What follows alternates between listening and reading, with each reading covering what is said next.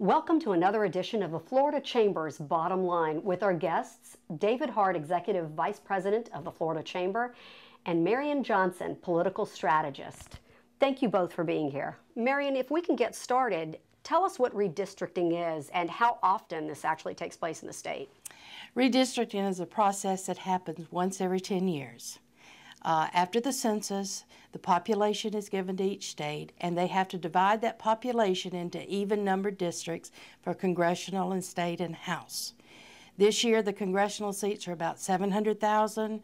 The state Senate seats are going to be about 500,000, and the House seats are about 160,000. But redistricting, most people think, because we heard so much about it last year with all the Senate hearings that they had, that it was a process that's over. People think because the Senate voted out a plan, it's over. Redistricting is just starting. It has to come out of the House and the Senate as joint resolution, goes to the Attorney General, then over to the Supreme Court, then up to the Department of Justice. We may not know until qualifying time, if we know then, what the district lines are actually going to be.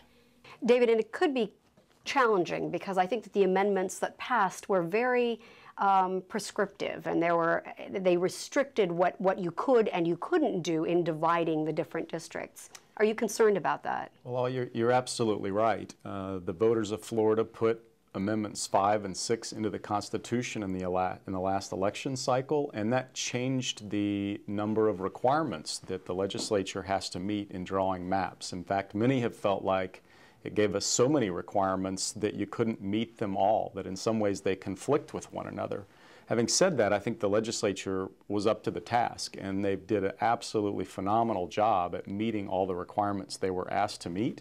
The ultimate arbiter, though, will be the courts. When they look at the maps, they'll have to decide whether the legislature met those tests or not. Marian, it's been a pretty open process, hasn't it? I mean, many hearings. The public has had ample opportunity to weigh in. What are your thoughts on that? The public has had ample opportunity. The House and the Senate went around the state last year. 26 hearings from up in the Panhandle to all the way down to even Clewiston in Hendry County to gain input, and the process has been open. Anyone could draw maps. They've had a record number of maps submitted. So the public has had the input that they haven't had in many years past. Now, the Chamber may have some challenges. I mean, a lot of great candidates out there. What are some of the problems you might have to deal with? Well, certainly this is important to the business community. There are going to be likely multiple instances where we will have a candidate who's gotten an A on our report card now running against another candidate who got an A on their legislative report card from the Chamber. And so I think from the business community's perspective, there's likely to be some tough choices ahead about who we support. And there could also be sort of a decline in the number of pro-business candidates in the legislature if Marian and I and our members don't stay really attuned to this and work hard. I mean, it's a great problem to have all these great candidates that you've already graded, you know, hoping to serve and to lead. But Marian, the timing of all this is also sort of up in the air. I mean, we would have to get everything done by time certain. Well, thank goodness the legislature is trying to deal with that right now. The Senate's already passed them out. The House will pass one out in a couple of weeks, and they'll start that process. But yes, there are many things that could happen. It could go to the Supreme Court. They could approve it the first time.